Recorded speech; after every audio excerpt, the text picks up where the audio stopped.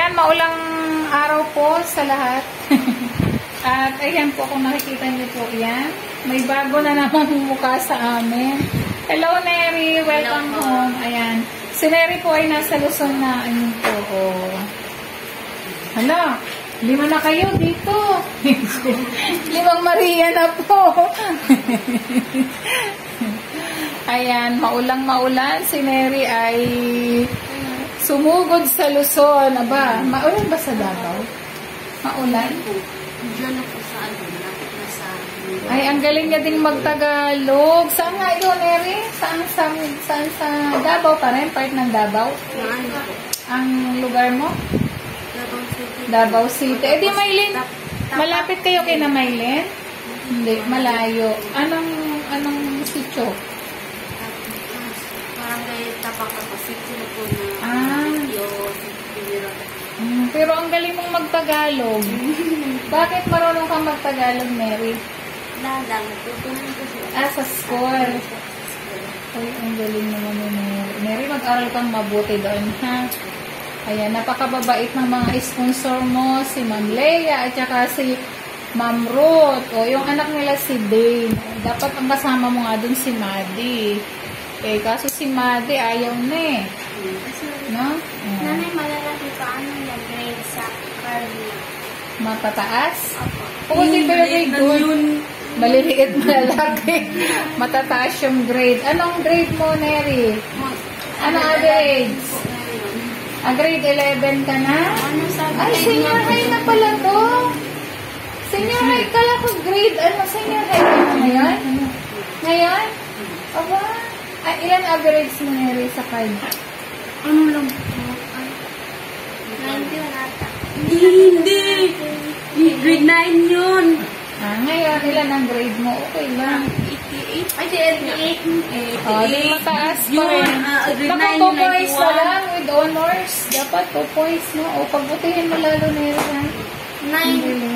Grade 9 daw siya, 91. Average. Nakita ka namin doon. Ang mas malaki nag-grade school ng grade 9 is 95. Ha?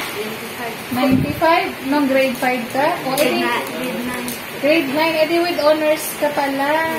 No, grade 9 po. Ay, ano nangyari ng grade 10? Hindi palagi na ako Absent. Oo, kasi hindi maiwasan yung absences sa kanila. So, pagbutihin mo, huwag kang malulungkot ha, pagka kasi dito sa amin, sina Maylin, may oras yung cellphone. Kasi kung halimbawa, ganun yung magiging sistema ni na Ma'am Ruth sa inyo, yung rules nila, susundin mo lang din ha. Oo, kasi para din naman yun sa'yo. Eh, pwede ka naman talaga din mag-cellphone. May oras lang kasi ang priority natin, yung pag-aaral. Mag-study talaga. Kasi, katulad mo na ko, grade 11 ka na pala para kasi si Nea. Malapit ka nang mag-college. Oo, ang galing yan. Malapit lang mag-college si Neri. O, alika Maylin dito. Tara, ante ka dito ka. Alika. Hina ang O, yan o. Ayan na, o. O, 4 pa rin sila. Ayan po. Nakakatuwa naman. Ha? Si Nea. O, yan o. Ang gagandang bata, o. O, from Davao City. Ayan, sayang hindi ka umabot sa birthday ngayon ni Russell eh. No? Kasi may problema. Bakit? Yung papers, ayan. Hindi po basta-basta talagang makapunta sila dito nang hindi po clear yung kanilang papel. Ayan. Kasi At least Oo, underage pa. Ilan taong ka naman? 16. Pare-pareho kayo. 16. 17 po ako. Kaya birthday mo? December? Magkano sila? 2007 sila. Pero mas nilala ka na? Kabuan. Ayan, nagtagpo-tagpo po sila ditong 4. At sana Neri ha,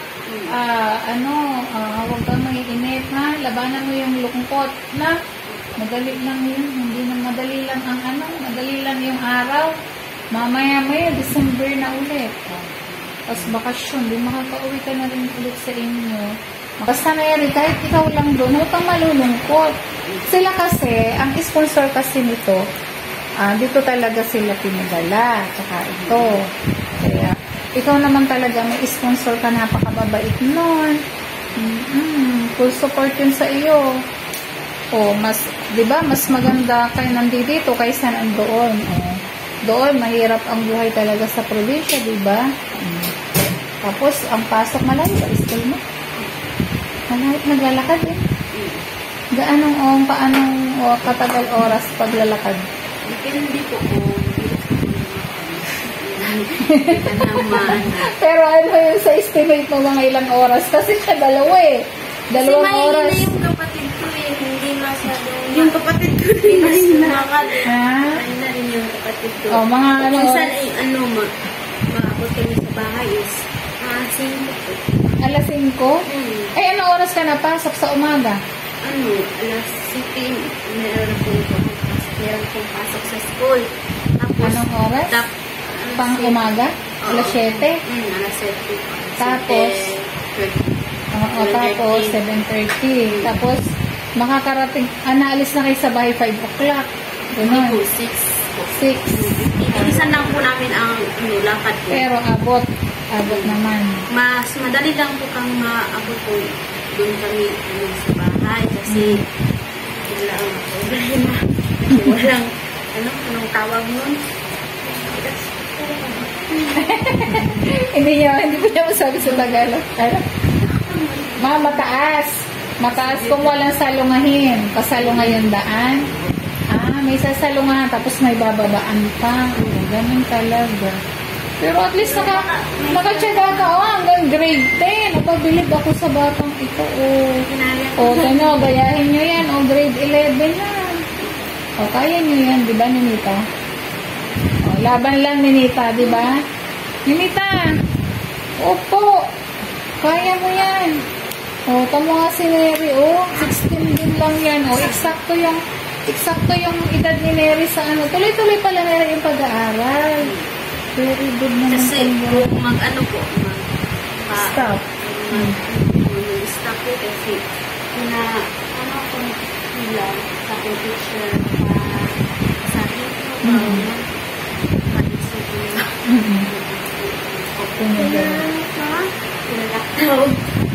na-accelerate ka? Opo. Tingnan mo, na-accelerate pa siya. Marunong ka na kasing magbasa. Na-accelerate siya. Itong dalawa grade 8 na, ito grade 6. Okay lang naman. Ano masasabi mo, Neri, kay Ninita? Ano advice mo? Kasi ako, grade 5 na ako matutong magbasa. Totoo. Okay na ako matutong magbasa. Hindi ako marunong magbasa ng ABCD noon. Hindi ka marunong magbasa? Nung una po. Grade 5 na po ako marunong magbasa. Mas una po ako marunong magbasa. Tingnan mo, grade 5 na siya. English po. English. Very good. Kasi, determinado ka na matuto. Hindi ka tulad nung pag sinabi ni Ninita, makinig ikaw, ganito yun. Pag sinabi, kailangan ko makatapos talaga, huwag ka natatakot ni Ninita. Naintindihan mo. Kailangan, try and try. Yung, di ba sinasabi ko sa iyo, huwag kang, ayaw ko, ganun, hindi ko yung kaya. Dapat hindi ganun. Dapat sasabihin mo, gagayanin ko yan, si Mary, si Russell at si Mylene, gusto ko marating din nila yung narating nila. Diba? Mo si Russell. At saka ito si Mary. May pangarap. Diba? Si Mylene. Hindi sila makakarating sa ganong level kung hindi ka nangangarap. Ninita ha, mangarap. Walang bayad. Tama, Mary. Walang bayad ang pangarap. Hindi yan nabibili sa SM. Kahit wala kang pera, mga Ninita, yung pangarap, libre. At magkakatotoo yun kapag inigihan mo tinulungan mo yung sarili mo. Kapag tinulungan natin ang sarili natin, yung pangarap natin, matutupad.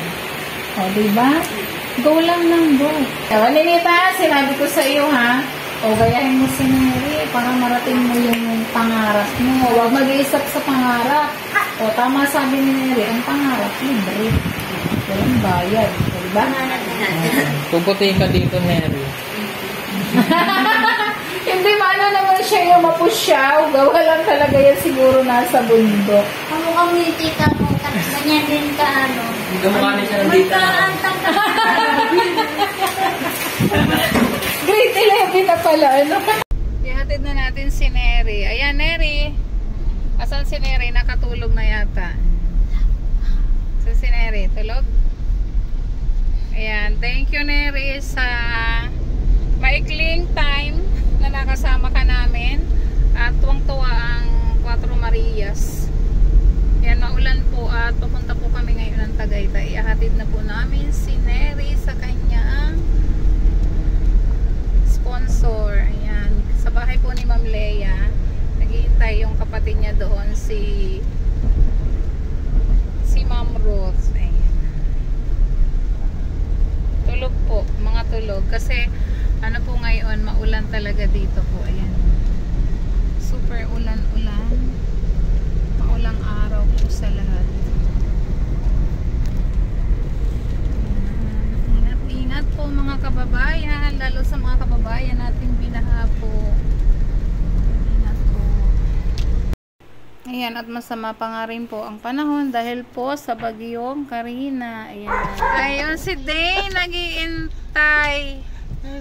Malakas ang ulan. Dane, ito na po si Ma'am Ruth. Ayan. Kamusta? O, diba? Nandito na kami. Ay, o, Ipasok niyo yung tsinelas kasi basa Aba, hindi. Hindi, basa din kami. Alam mo, wala Hindi na kaya.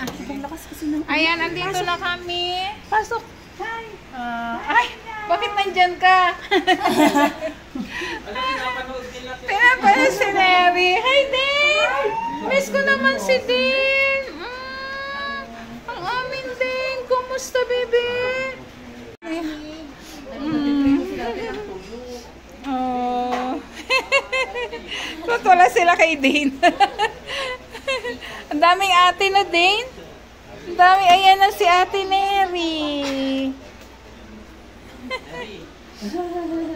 Si Ate Ruth. Oo nga. Ate Ruth. Siya yung magiging guardian na. Anak sa kanya. Yung mga kasama mo pala. Si Ate Ruth. Pag nagpupunta ng Tagaytay, dadaan na lang. Oo. Dito lang Sabi ko nga pagka huwag kang malulungkot. Pwede ka naman namin pasyalan dun. Saka ito? Wala na. Wala na, iwan. Nagbabalik ng San Pedro dyan. Hindi mo na ibabalik yun. Niloloko nga namin. Sabi ko na ko, sabi niya hindi. Hinihintay ako dun ni Dane. Ayan yung papers mo. Ibigay mo kay Mami Ruth. Yung nasa folder niya, yung naka-ready na yan sa school. Wow. Ready ka na talaga. Talaga. Ayan yung mga documents niya. O yan, nag-a-apply na si Neri. I-check pa kung makapasa ka.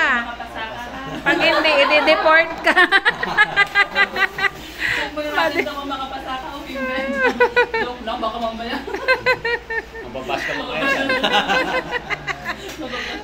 Wala na, ayan, inaway mo. Uwi na naman yan. Diba, walang kata dito. Dito na nagtira si ano. Dito ka! Dito na nagtira si Ate Terry nyo. Si Ate Ruth na ang bahala sa'yo. Si Kuya. Ayan, nakasmile pa rin si Neri. Smiling si Neri. Huwag ka malulungkot, Neri, ha? Hiya mo, paibisitahin ka naman namin dito. Hindi naman gano'n sila kalayo. Oo, lapit lang, 30 minutes. Lapit. Tsaka, diba, huwag kang maiinip. Oh. Layo lang namin, 30 minutes na.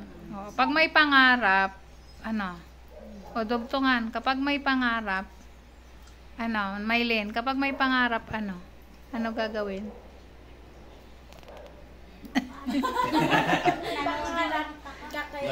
Kakayanin. O, ano sabi ni Russell? Pag may pangarap, kakayanin. kakayanin. O, yun. kailangan may determinado, no? Na matapos ang pag-aaral. Oh. Lalabanan lahat ng kung nalulungkot. Nalulungkot ka pa ba, Russell?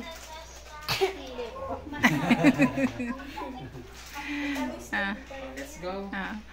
Matamis. Oo. Siya. Neri, paano? Bye-bye na kami. Bye-bye. Chat lang ha. Tis-tis lang. Hug na si Neri. Hug. You hug Neri. Hug na si Ate Neri. Hug na. Ayan na.